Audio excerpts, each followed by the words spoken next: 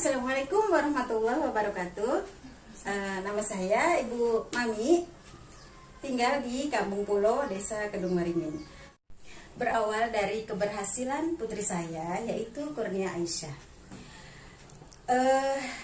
Setelah lulus SMA,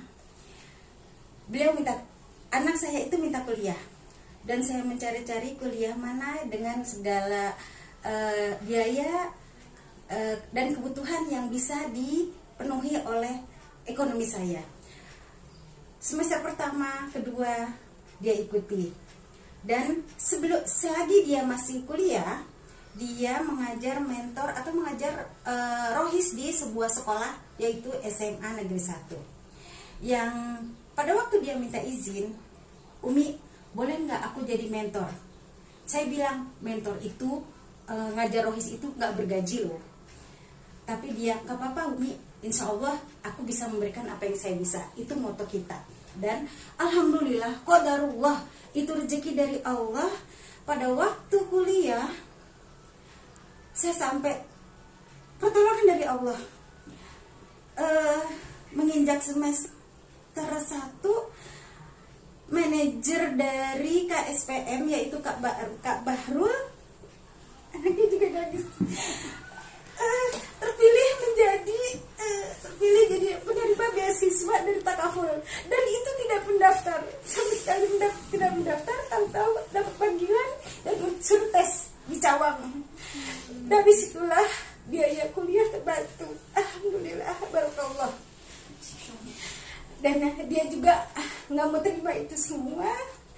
Aku nggak mau terima uang dari beasiswa aja, Mi. Aku harus belajar tekun dan harus cari uang jajan sendiri. Dan dia di sela-sela sekolah kuliahnya yang sore hari, paginya dia mengajar TK. Alhamdulillah. Selanjutnya akhirnya sampailah dia menjadi sarjana pendidikan dengan segala upaya usaha, yaitu dengan pertolongan Allah.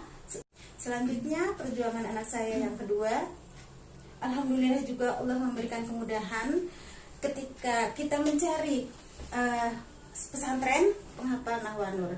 Itulah termasuk pertolongan Allah yang kami terima. Alhamdulillah, anak saya yang kedua sudah hafiz, dan mungkin dia merasa kurang tertanam hafalannya. Anak saya Muhammad Fadli pengabdian diberi amanah untuk mengajar di SDIT Nahwanur, padahal sudah dapat salary di sana, dia sudah enak, tapi karena dia punya moto, aku harus bisa lebih dari Umi, aku harus bisa lebih bisa berbakti ke masyarakat seperti Umi. Akhirnya dia tetap minta mondok lagi untuk menguatkan hafalan dan mengejar pendidikan di Baitul Quran Wonogiri. Itu pun dengan caranya dia, bagaimana caranya aku bisa kuliah dengan tidak memberatkan orang tua.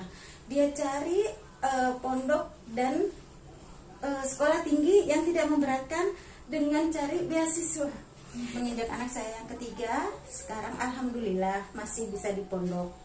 Keterlibatan kami dalam sekeluarga, yaitu dukungan dari suami sangat berperan. Suami sebagai ayah dari mereka, pemimpin bagi saya, sangat keras dalam menanamkan kuatnya Islam di dalam diri masing-masing. Sebab tidak ada yang menolong selain diri kita. Hanya Allah yang bisa menolong dan kemauan dari kita. Selalu yang ditanamkan oleh suami saya atau bapak dan mereka itu, yakinlah, insya Allah Allah menolong. Asal dengan keyakinan yang kuat, insya Allah ada jalan.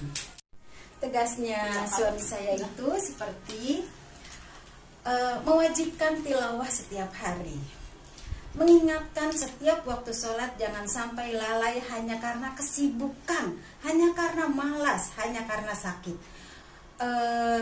Suami saya atau bapak dari mereka itu sangat menanamkan tilawah setiap hari, sesempatnya, bahkan kalau bisa waktu maghrib dan waktu subuh. Itulah yang selalu ditanamkan kedisiplinan untuk senantiasa membaca Al-Quran. Sebab hanya Allah yang bisa menolong kita. Keberhasilan saya dalam mendidik anak sampai sekarang ini berawal dari Sekali lagi dengan keterbatasan, saya tanamkan mereka dengan pengertian, dengan bukan dengan paksaan. Kalau anak sudah dengan pengertian, insya Allah dia mengerti dengan sendirinya, sesuai dengan alurnya, sesuai dengan kebutuhannya. Ketika anak minta sesuatu yang lebih dari kebutuhan kita, dengan diberi pengertian, sejalan dengan itu pula anak mengerti dengan sendirinya, bukan dengan paksaan. Kalau dengan paksaan, pasti suatu saat mereka akan berontak. Walaupun suami sudah tidak bekerja di tempat yang dulu dikarenakan pandemi,